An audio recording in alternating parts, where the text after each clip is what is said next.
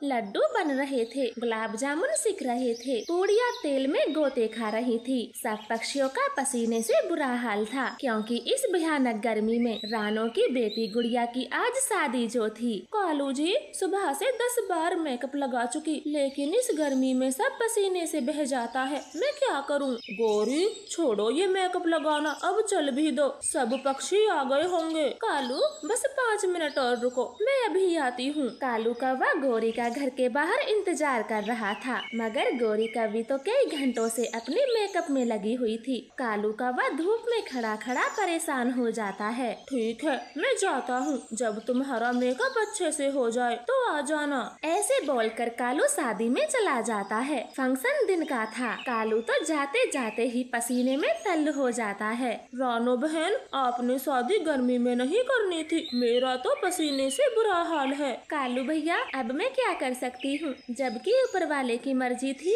ये तो तभी हो रही है। वैसे आप ठीक कहते हो, इस गर्मी से सबका बुरा हाल है। रानो जी, मैं आपकी बहन को लेने बस स्टैंड जा रहा हूँ, वो काफी देर से खड़ी है। हाँ हाँ टुन्नू जी, आप जल्दी जाएं और एक बर्फ की सिल्ली भी ले आना। घर में जितनी भी बर्फ आई थी वो सब मेहमानों को पानी पिलाने में खत्म होगी। फिर टुन्नू चिड़ा वहाँ से चला जाता है और तभी उसके पास कबूतर आता है। रानो बहन, बारात आने में कितना समय लगेगा? कार्ड में तो 10 बजे का लिखा था। ओए कबूतर, लगता है पहली बार शादी में आया है। पता नहीं है, जब कार्ड में 10 बजे लिखा हो तो बारात 2-3 घंटे लेट ही आती है। कम से कम 1 बजे खाना मिलेगा। नहीं कालू, खाना बस शुरू ही होने वाला है, बारात का इंतजार नहीं कर सकते, इसलिए टुन्नू जी ने खाना अभी से लगवा दिया। ऐसे गर्मी के भयंकर मौसम में सब पक्षी शादी एंजॉय कर रहे थे। कुछ ही पलों में खाना शुरू हो जाता है। लेडीज पक्षियों ने तो भर भर के मेकअप किया था। गौरी कभी तो सबसे अलग ही दिख रही थी, सब उसे ही घूर रहे थे।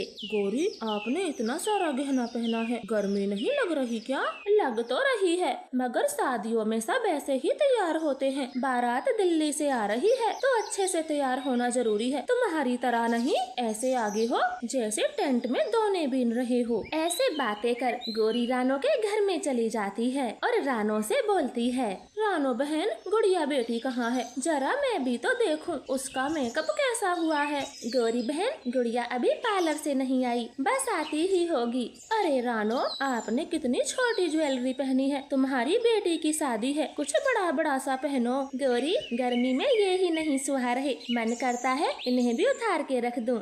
ओहो, अब बस भी करो, लाओ मैं तुम्हें तैयार करती हूँ, बारात वाले क्या कहेंगे, लड़की की माँ कैसी है। फिर गौरी रानो को शीशे के सामने बिठाती है, उसे पाउडर लगाती, बड़े बड़े झुमके पहनाती, हार पहनाती और गहरी गहरी लिपस्टिक भी लगाती है। देखो रानो, अब लग रही हो दुल्हन की माँ। अरे गौरी बहन, आपने ये कैसा मेकअप किया है? छोड़ो छोड़ो, अब जल्दी चलो, लगता है बारात आ गई। हाँ गौरी, आप ठीक कहती हो, लेकिन अभी तक गुड़िया नहीं आई, मैं किसी से पता करवाती हूँ। ऐसे दोनों बाहर आती हैं। रानो कालू से बात करके उसे गुड़िया को लेने भेजती है। कालू तुरंत ही भागा भागा जाता है और जल्दी से गुड़िया के पार्लर पहुँच जाता है। गुड़िया एकदम तैयार बैठी थी। अरे गुड़िया, अगर आप तैयार हो तो घर क्यों नहीं आ रही? कालू अंकल देखो ना, बाहर कितनी गर्मी है, अगर मैंने धूप में पाँव भी रखा तो गर्मी से सारा मेकअप धुल जाएगा। फिर आप ही बताएं, मैं बाहर कैसे आ सकती हूँ? मेरा इतना महंगा मेकअप खराब हो जाएगा, मैं बाहर नहीं आऊंगी। लेकिन गुड़िया बेटी,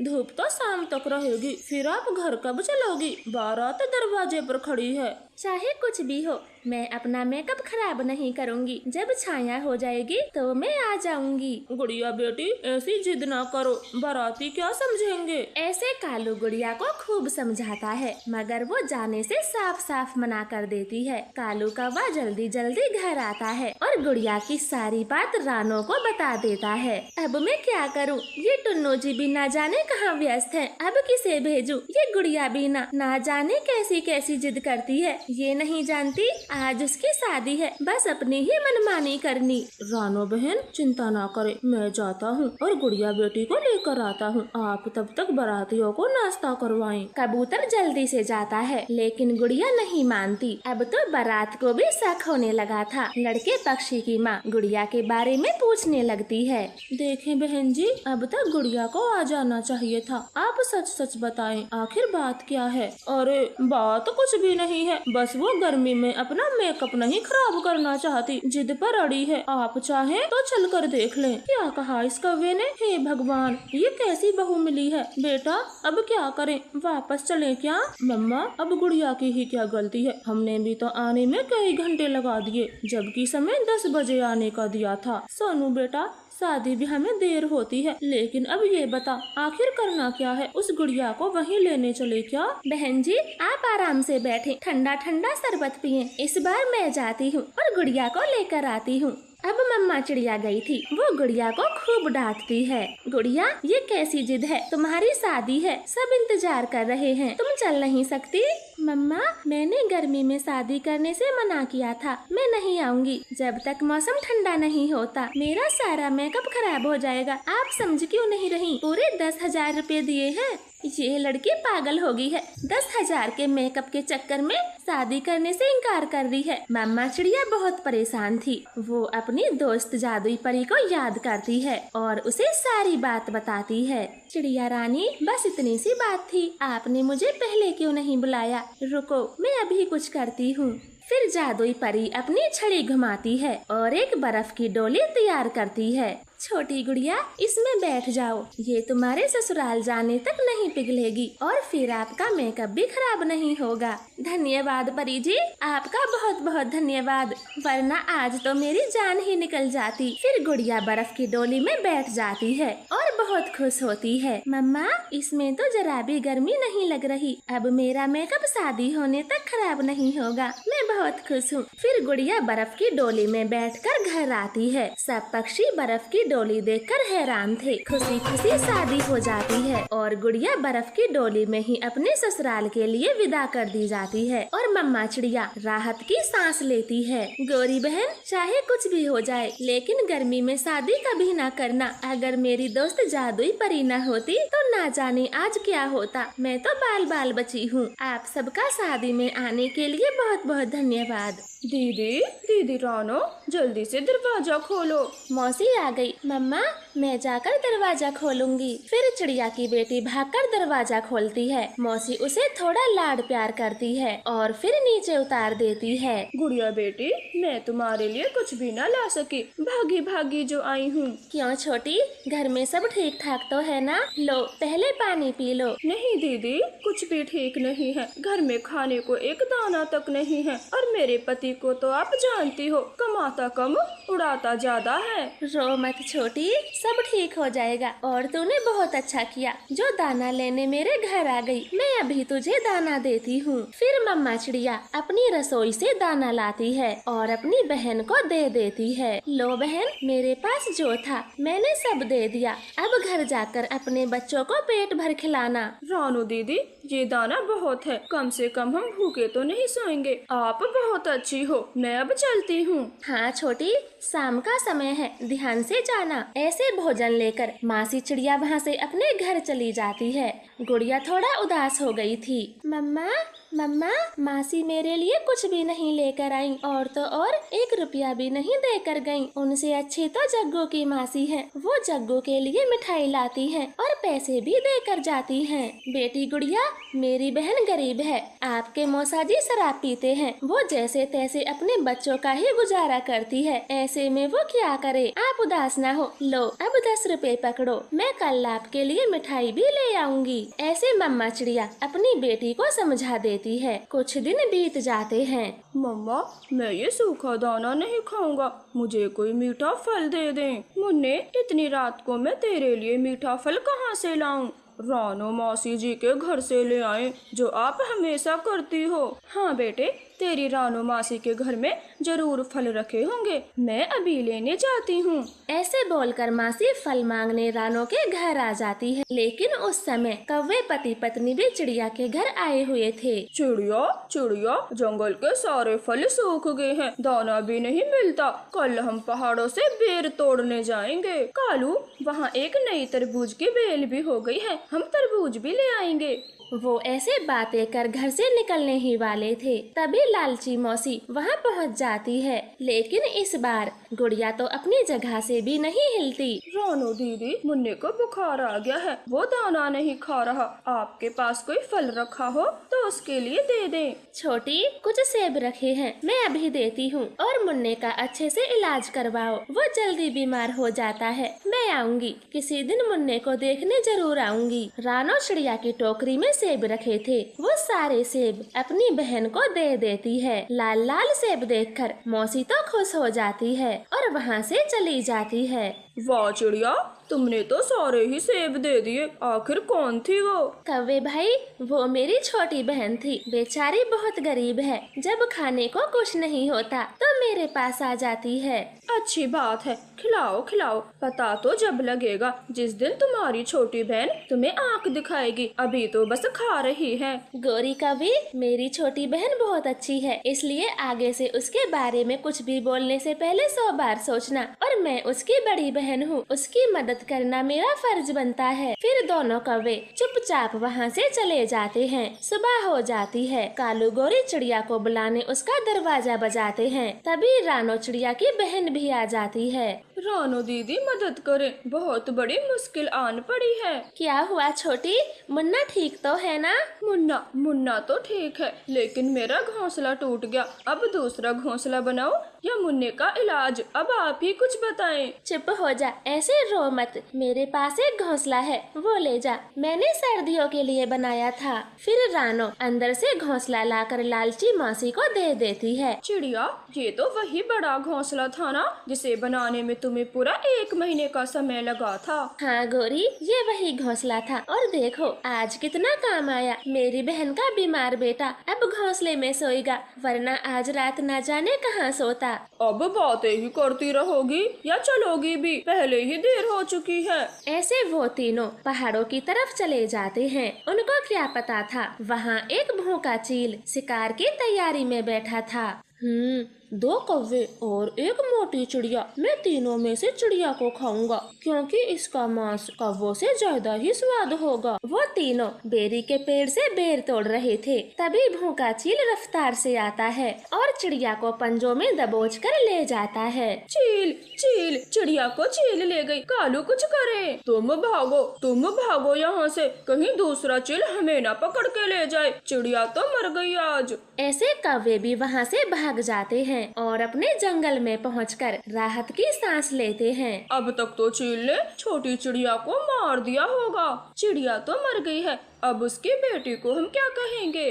चिड़िया के मरने की बात आसपास के पक्षियों में फैल जाती है। सब गुड़िया के पास आ रहे थे। मम्मा मम्मा, मेरी मम्मा कहाँ है? कालू अंकल, मेरी मम्मा आपके साथ गई थी, मम्मा कहाँ छोड़ आए? बेटी गुड़िया, आपकी मम्मा हमारे साथ ही थी, लेकिन वो रास्ता भूल गई और हमसे बिछड़ गई। वो कल तक आ जाएंगी। साथियों, इस छोटी सी बच्ची को अकेला नहीं छोड़ सकते, तो हम में से कोई ना कोई गुड़िया को अपने घर में रखेगा। वो अभी बहुत छोटी है। कबूतर, इसकी कोई जरूरत नहीं, पास ही में चिड़िया की बहन रहती है, वो रखेगी गुड़िया को अपने साथ। ऐसे फैसला कर वो गुड़िया को लेकर मासी चिड़िया के घर पहुंच जाते हैं और पूरी बात बता देते हैं। ये बच्ची अब तुम्हारे साथ रहेगी, इसका ध्यान रखना। आखिर तुम इसकी मासी हो, उम्मीद है अपने बेटे जैसे इसका भी ख्याल रखोगी। बुरा मानो चाहे भला मानो, मैं गुड़िया को अपने साथ नहीं रखूंगी। मेरा खुद का ही गुजारा बड़ी मुश्किलों से होता है,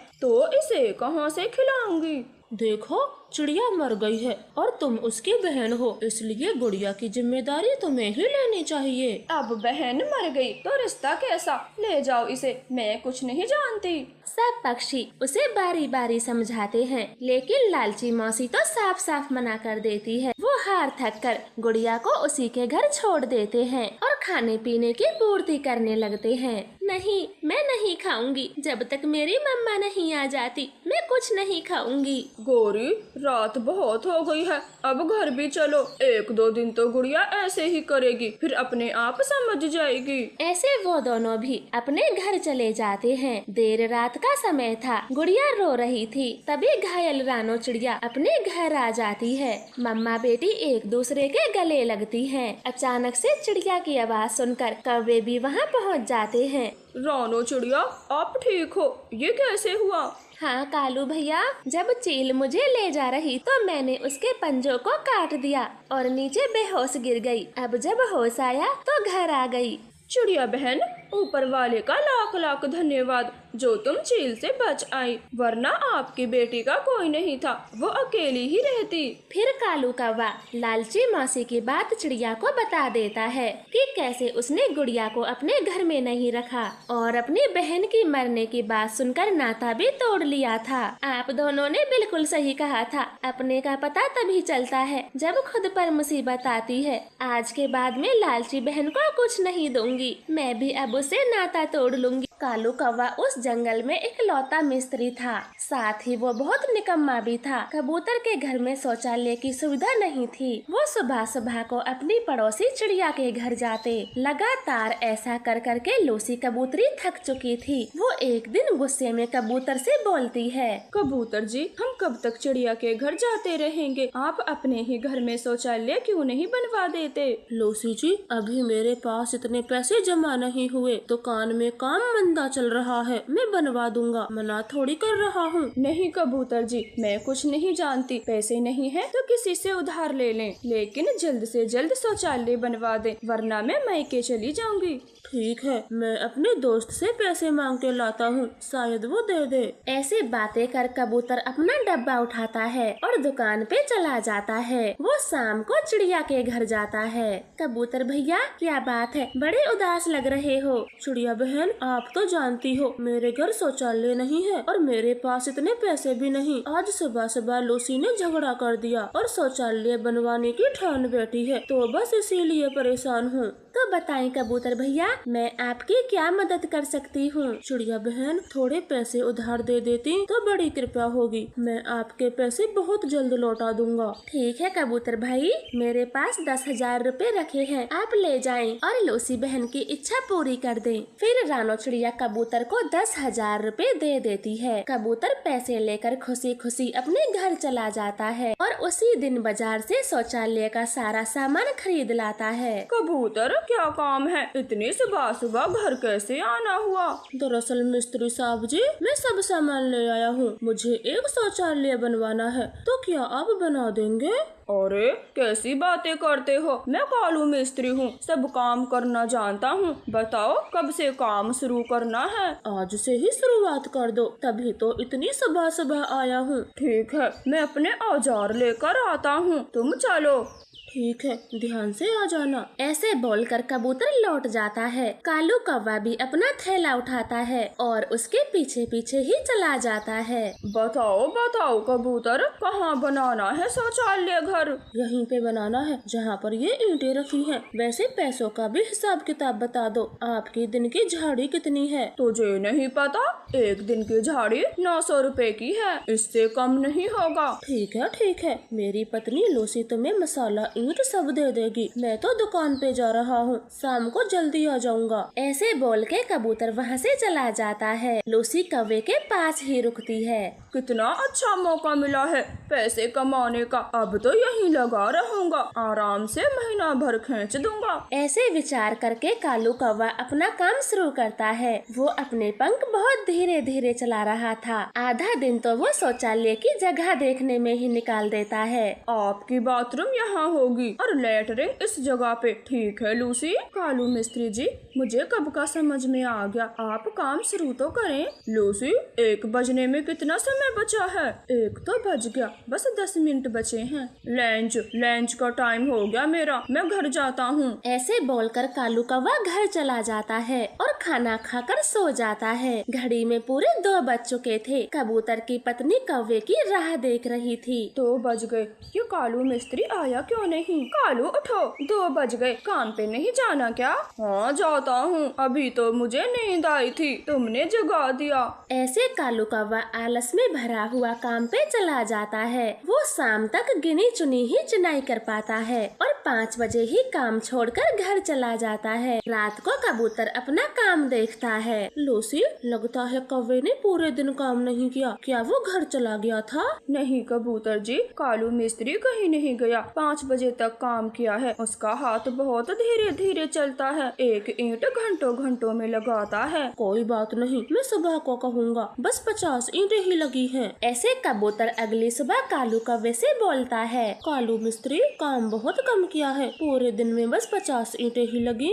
मेरे काम की आज तक किसी ने शिकायत नहीं की। नापने तोलने में टाइम लगता है, मैं बैठा नहीं रहा। पूछो अपनी पत्नी से, पूरा दिन धूप में लगा रहा। कालू कौवा तो बड़ी अकड़ दिखाता है। कबूतर एकदम से चुप हो जाता है और अपनी दुकान पे चला जाता है। आज भी पूरे दिन कालू कौवे ने बहुत धीरे धीरे काम किया था। ऐसे ही कुछ दिन बीत जाते हैं, मगर अभी तक कबूतर का शौचालय बना नहीं था। कबूतर भाई, अभी तक आपका शौचालय पूरा नहीं बना? पूरे 12 दिन हो गए। चिड़िया बहन, हद हो रही है। कालू मिस्त्री ने अभी तक बाथरूम ही चुनी है, मेरे तो सारे पैसे भी खत्म हो गए। मैं समझ गई, झाड़ी में तो मिस्त्री ऐसा ही करता है। मैं तो कहती हूँ आप अपना काम ठेके में दे दें, वरना ऐसे ही लुटते रहोगे। आप ठीक कहती हो, मैं अब ठेके में ही काम करवाऊंगा। चिड़िया से बातें कर कबूतर अपने घर चला जाता है। कालू मिस्त्री, बहुत हुआ, अब ये बचा कुचा काम तुम ठेके में ले लो। जैसी तुम्हारी इच्छा, मैं तो सब तरह से तैयार हूँ। मुझे तो काम ही करना, कैसे भी करवा लो। तो बताओ, ठेके में कितने पैसे लगेंगे? प्लास्टर होगा, फर्श होगी, 15,000 दे देना, सब टंच कर दूंगा। 15,000? पति जी, ये तो बहुत ज्यादा है, कुछ कम करा लो। आपसदारी की बात है, 10,000 से 1 रुपया भी नीचे नहीं लूंगा। करवाना है तो करवाओ, वरना मैं तो चला। ठीक है, मैं 10,000 ही दूंगा। आप काम शुरू करें, अब कम से कम मेरी सिरदर्दी तो खत्म होगी। आज कितना किया और कल कितना किया। ऐसे बोलकर कबूतर अपने काम पर निकल जाता है। कालू कौवा तो बहुत खुश हो गया था। आज उसके पंख अलग ही चल रहे थे। वो जल्दी जल्दी चुनाई करता है, शाम तक पूरी चुनाई खत्म कर देता है और दूसरे दिन प्लास्टर, तीसरे दिन तो शौचालय बनकर तैयार ही हो जाता है। कबूतर तो ये सब देखकर हैरान था। लूसी जी, अब तो कालू मिस्त्री ने 3 ही दिन में काम पूरा कर दिया। मेरा मन तो उसे 10,000 रुपए देने का बिल्कुल नहीं कर रहा। हाँ पति जी, 3 दिन का काम 10,000 का। कालू मिस्त्री हमें लूट रहा है। आप पूरे पैसे कतई ना दें। कबूतर जल्दी करो, पैसे दे भी दो, अंधेरा हो रहा है। फिर कबूतर बाहर आता है और कालू कौवे के हाथ में रुपए देता है। कालू कौवा जल्दी जल्दी पैसे गिनता है। ये क्या है, बस 2700 रुपए, बाकी के पैसे कहाँ हैं? मैं पूरे पैसे एक साथ लूंगा, उधार नहीं करता। कालू, कौन से पैसे? मैंने तो 3 दिन के पूरे पैसे दिए हैं। आप ही ने तो कहा था 1 दिन की झाड़ी 900 रुपए है। ओए कबूतर, मैं ईंट से ईंट बजा दूंगा। मुझे मेरे 10,000 रुपए चाहिए, वरना क्या कर लोगे तुम? नहीं देता, जाओ बुला लाओ जिसे बुला के लाना है। मैं इससे आगे 1 पैसा नहीं दूंगा। एक बाथरूम को बनाने में ही तुमने 10,000 रुपए गटक लिए। मैं कुछ नहीं जानता, ये तो बनवाने से पहले सोचना चाहिए था। जल्दी पैसे दो, वरना अब तक का सारा काम फोड़ दूंगा। ऐसे गुस्से में बोलते हुए कालू मिस्त्री अपना हथौड़ा उठाता है और शौचालय को तोड़ने लगता है। कबूतर को तो बहुत गुस्सा आता है, वो तो कालू मिस्त्री को खूब मार लगाता है। कालू, तुझे तो मैं मिस्त्री बनाऊंगा। एक तो मिस्त्री होने का फायदा उठाते हो और ऊपर से मेरा शौचालय तोड़ते हो। भाग जाओ, वरना तुम्हारी टांगे तोड़ दूंगा। आगे से कभी मुझे मेरे शौचालय के पास नजर भी न आना, वरना और मार लगाऊंगा, याद रखना। कालू कौवा तो बहुत डर जाता है और अपना थैला लेकर वहाँ से भाग जाता है। वो तो पीछे मुड़ के भी नहीं देखता। तो प्यारे दोस्तों, आपके यहाँ के मिस्त्री कैसे हैं? कालू कौवा मिस्त्री कैसा लगा? कमेंट करके जरूर बताएं। आपका धन्यवाद।